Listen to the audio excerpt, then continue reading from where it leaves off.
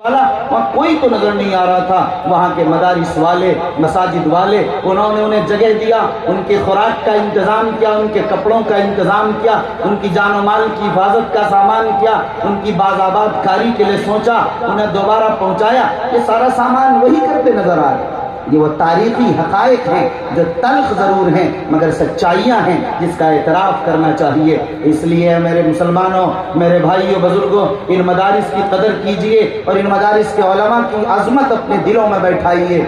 लोग समझते हैं कि आज खुदरा मदारिस बनते चले जा रहे हैं, लोग रसीद उठाई, जेबुल उलूम बनाया, आगे बढ़ गए। आज ये कहा जाता है, ख़ास तौर पर अरबिया ज़िला इसमें ज़्यादा बदनाम है। ये सच्चाइयाँ हैं कि इसमें कुछ इफ़रात व तफ़रीत ज़रूर है, लेकिन मैं इसके बावजूद ए मिल्लत के गयूर फर्जंदों आपसे अर्ज करूंगा कि मदारिस इस्लामिया के बारे आप शायद नहीं जानते। मोहम्मद रसूलुल्लाह सल्लल्लाहु अलैहि वसल्लम का ज़हन था कि मक्के का हर घर दार अरक़म बन जाए। आपका की ये फिक्र थी कि मदीने का हर घर सुफ़ा के नमूने को इख्तियार कर ले। आप चाहते थे इस बात को कि देखिए मक्का और मदीना को उलूम से भर दिया गया, बसरा और बगदाद उलूम के तर्जमे से भर गए। आपने देखा कि पूरा बगदाद और इस्लामी सल्तनत बढ़ती जा रही है, उलूम के तर्जमे बढ़ते चले जा रहे हैं, इसलिए कि इस्लाम का मिजाज ही इल्मी था। वो चाहते थे कि इदारे कायम होते चले जाएं। इसीलिए जब आपने देखा कि ये इदारे कायम हुए, बढ़े और बढ़ते गए, तो आज 4% सिर्फ पढ़ने वाले, 96% की तालीम का, दीनी तालीम का कौन इंतजाम करेगा?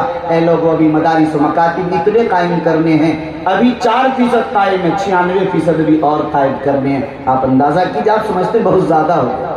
अभी इतना हुआ जिसमें 4% पढ़ सकें, 96% के लिए भी इदारे कायम करने पड़ेंगे। इसलिए आप इसे ज्यादा न महसूस कीजिए।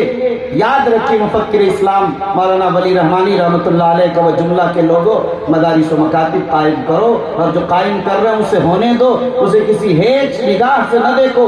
एक दिन इस मुल्क में वो भी आएगा कि जब ये कह दिया जाएगा कि जो कायम हो गए, अब आइंदा मदारिस कायम नहीं होंगे। इसलिए मुसलमानों, जो इदारे कायम हो रहे हैं होने दीजिए, उसकी मदद कीजिए, हौसला अफजाई कीजिए, और आप खुद कायम कीजिए कि मुआशरे का 96% बच्चा जो दीनी तालीम से नाबलद, नावाकिफ, नाआशना है और उसे तालीम नहीं मिल पा रही है, उसके ईमान का, उसके इक़ाद का, उसके ज़िंदगी गुजारने का, उनके कुरान और हदीस को समझने का इंतज़ाम कौन करेगा? ये मिल्लत की जिम्मेदारी है। इसलिए जो उलमा कर रहे हैं उनकी हौसला अफजाई हमें करनी चाहिए। दूसरी बात देखिए, हमारे साथ मसाजिद लगे। मसाजिद, आपने देखा कि आप सबसे पहले अपने घर से पहले मस्जिद नबवी तामीर की, फिर बाद में अपना घर। हम पहले अपना घर तामीर करते हैं, फिर मस्जिद के लिए कोई चंदा वाला आ गया तो देते हैं, वरना कोई मतलब नहीं मस्जिद से। मेरे भाइयों, मस्जिद ये मरकज, मस्जिद ये मरकज है। यहाँ से अदल इंसाफ भी होता था, वफूद आते थे, हिदायतों का पैगाम दिया जाता था। ये दारुल सल्तनत भी है, ये पार्लियामेंट भी है, ये दारुल क़ज़ा भी है। ये सारी चीजें हैं जो मदारिस, मसाजिद ही के जरिए से इसको उठाया जाता है। आप अपने मसाजिद को मकतब भी बना सकते हैं, मसाजिद में चंद कमरे बढ़ाकर उसे मदारिस की शक्ल में तब्दील भी कर सकते हैं। आप उसे मरकज भी बना सकते हैं जहाँ तबलीगी जमात के मराकिज़ हों, जहाँ से जमातें निकलें, उनका इंतज़ाम हो, उनकी सहूलियात हो। वहीं बैठकर आप समाज और मिल्लत के लिए गौर व फिक्र कर सकें। ऐसी कमेटियाँ जो जहेज के खिलाफ काम करने के लिए खड़ी हों, जो नशे के खिलाफ काम करने के लिए खड़ी हों, जो ईमान को बचाने और ईमान पर जमाने और इर्तिदाद से बचाने के लिए नस्ल की हिफाजत का सामान कर सके। ऐसे लोग, ऐसी कमेटियां वहां तैयार हों जो बीमारों, गरीबों, दबे कुचले, मजलूम तबकात और ऐसे लोग जिनका कोई पुरसान हाल नहीं, जो सूद लेने पर मजबूर, जो रिश्वत लेने पर मजबूर, जो बुराइयां करने पर मजबूर, समाज की इस्लाह की एक टीम भी हमारे यहाँ होनी चाहिए। ये भी मस्जिद से इसका निज़ाम तय होना चाहिए। मस्जिद इसका नहीं कि 5 वक्त नमाज पढ़ी और निकल गए, मस्जिद को 24 घंटा आबाद रखने का निज़ाम बनाएं। اور ایک بات میں آپ حضرات سے عرض کروں گا کہ لوگوں، جس طرح تبلیغی جماعت والے 2.5 گھنٹے کا وقت نکالتے ہیں، ملت کے ہر انسان کو 2.5 گھنٹے کا وقت نکالنا چاہیے، چاہے وہ 2 گھنٹہ دے سکیں، 1.5 گھنٹہ 1 گھنٹہ اجتماعیت کے لیے دیجیے۔ ہمارے مکاتب کا کیا حال ہے دیکھیے، اس میں مدارس کس حالت میں ہیں، اس کی ترقی کے لیے سوچیے۔ آپ کی مسجد کے امام کی کیا حالت ہے، ان کے گھر والوں کی کیا پوزیشن ہے، اس تنخواہ میں ان کی ضرورت پوری ہو رہی ہے یا ہمیں ان کی تنخواہوں میں اضافہ کرنا چاہیے۔ لوگ سمجھتے ہیں ہمیں امام تو ایسا اور ایسا ملے مگر تنخواہ نہیں دیتے۔ یہی نحوست ہے کہ ارریہ یا پورے بہار سے اچھے علماء فضلہ باہر جا کر دین کی خدمات انجام دے رہے ہیں، یہاں نہیں رک پاتے اس لیے کہ ان کی ضرورت پوری نہیں ہوتی ہے۔ اس لیے آپ حضرات دل کھول کر علماء، ائمہ، مدارس کے اساتذہ کی تنخواہوں میں اضافہ کیجیے اور ائمہ اور مؤذنین کی تنخواہوں میں اضافہ کیجیے، تاکہ اچھے ائمہ مل سکیں، اچھے مؤذنین مل سکیں، تاکہ سماج کی اصلاح کا، سماج کو فرش سے اٹھا کر عرش پر پہنچانے کا اور پوری ملت کو اور پوری نسل کو ایمان پر قائم رکھنے کا یہ سامان وہی ائمہ، وہی مؤذنین کر سکیں گے۔ لیکن اس کو وہ عزت، وہ عظمت، وہ وقار، وہ معیار دینا پڑے گا تاکہ وہ سماج میں، آبادی میں آپ کے ساتھ رہ کر، آپ جیسا کپڑا پہن کر، آپ جیسا کھا پی کر اسی معیار زندگی کے ساتھ رہ سکیں، تاکہ ان کی بات میں وزن بھی ہو، دم بھی ہو۔ اس لیے آپ مسجد کو مرکز بنائیے، 24 گھنٹے کا نظام بنائیے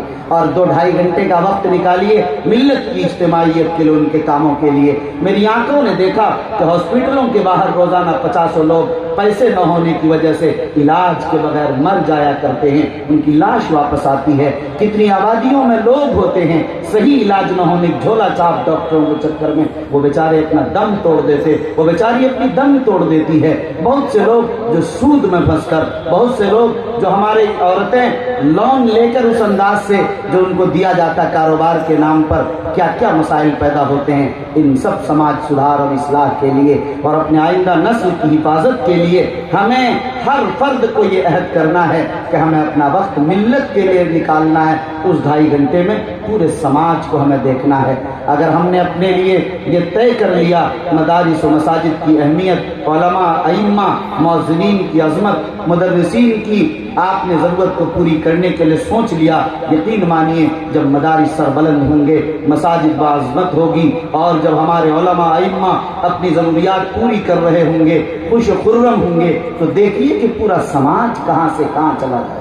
ایسی تبدیلی اور ایسا انقلاب برپا ہوگا جسے آپ برپا کرنا چاہتے ہیں اور نہیں ہو پا رہا ہے۔ مجھے معاف کیجئے اور یہ بھی کہہ لینے دیجئے اگر آپ ناراض نہ ہوں، یہ علماء ائمہ جب انقلاب برپا کرنا چاہتے ہیں، تاریخ شاہد ہے کہ انقلاب یہیں سے اٹھا ہے۔ اس لیے میرے بھائیوں، آپ ان کو تیار کیجئے، اچھے علماء، اچھے ائمہ، باصلاحیت فضلہ کو اپنے اداروں میں رکھیے، تاکہ صحیح نہج پر، صحیح طرز پر جو ہم اور آپ چاہ رہے ہیں کام ہو سکے۔ کام نہ ہونے کی اصل بنیاد یہی ہے۔